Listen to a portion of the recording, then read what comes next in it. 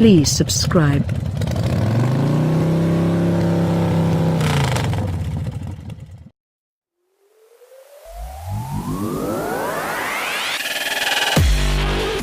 We are still dealing with physics here. I just want you to remember that. So says Eric Heuschele, manager of SRT Vehicle Dynamics, to the 20 or so riders he's about to turn loose on a racetrack in the Jeep Grand Cherokee Trackhawk. We're dealing with physics, sure, but also an earnest effort to defy them with equal parts horsepower and lunacy. Say 707 horsepower Jeep to anyone who hasn't been paying attention and they just wiggle a finger into an ear and squint at you. Huh? That same phrase, the one with the big number lashed to that old army word, carries the mystical power to convince even the most jaded audio writers to back away from the lobster roll and don a balaclava. We did drive the maximum Jeep on public roads, but it says track right there in the name, so we also hit Club Motorsports, a New Hampshire club track so new that crews were still installing Armco barriers the week before we showed up. It's a 2.5-mile StairMaster that works its way up and down 250 feet of elevation change at a maximum 14% grade. Keeping his new Trackhawks from bending that fresh Armco is something about which Heuschele cares deeply. The topography, on the other hand, nobody's too worried about that. Few things flatten the hills quite like this much horsepower. Insane as it may be, the 707 horsepower Hellcat engine should at least be familiar by now.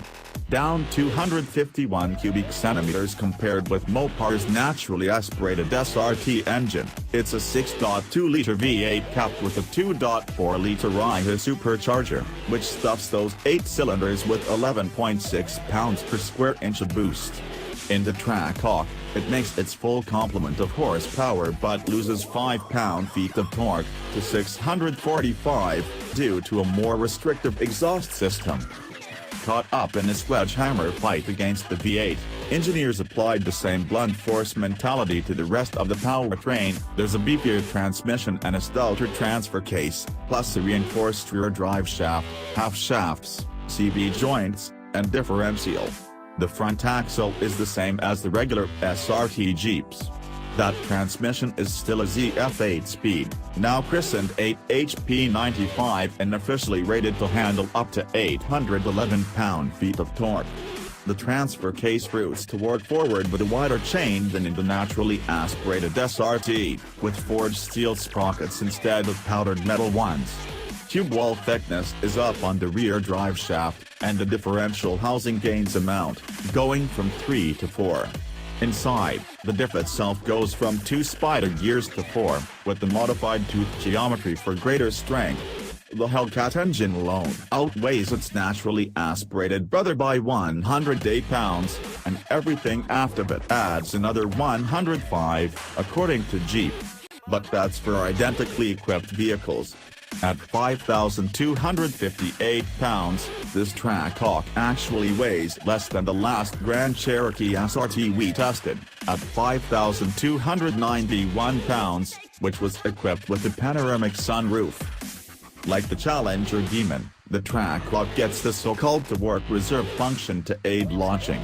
With launch control engaged and the Jeep brake torque, this system cuts fuel to individual cylinders, allowing the engine to rev higher and the supercharger to build more boost. 6.4 pounds per square inches it sits at the line.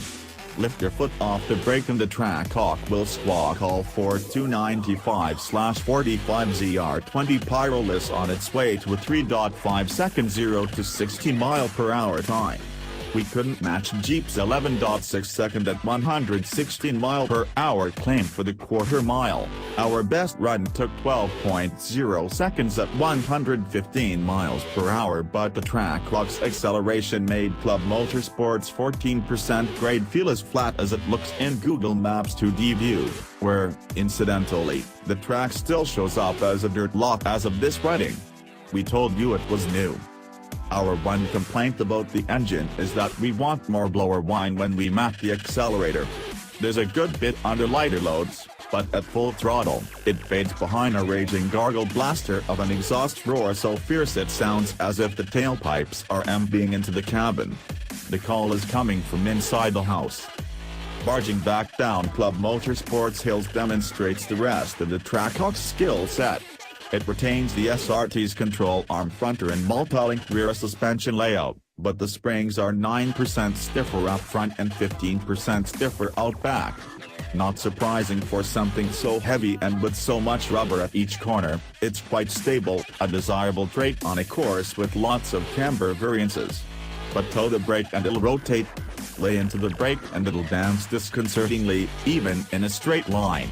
The steering is a touch slow but heavy enough for perceptible weight to bleed off as the nose starts to wash out. We half expected to find a fresh furrow plowed around our skid pad after the Trackhawk turned 0.89 grams, and 2.6-ton vehicles don't typically stop from 70 miles per hour in just 168 feet without at least one major impact. That figure could be even shorter if the Trackhawk weren't shy on clamping force. Abs never engaged no matter how hard we stomped the pedal. Describing his braking tests, assistant tech editor David Bird pantomimed sliding under his lap belt with both feet reaching toward the bottom of the football. At 15.7 inches, the Trackhawk's aluminum hat front rotors grow 0.8 inch over those on the naturally aspirated SRT Grand Cherokee. The rears, at 13.8 inches, remain the same. 6-piston front and 4-piston rear calipers are employed on both sport utes, but the Trackhawks get a coat of yellow paint. Jeep hopes you like it, because it's what you get regardless of exterior color or wheel choice. Those yellow calipers are one of the Trackhawks' few exterior tells. Others include the deleted fog lights, their nests hollowed out for an oil cooler where the right one used to live, and a cold air intake at the former address of the left one. A new rear fascia accommodates the quad exhaust outlets. There's a subtle Trackhawk badge on the lower right corner of the liftgate and supercharged script below the Grand Cherokee lettering on the front doors.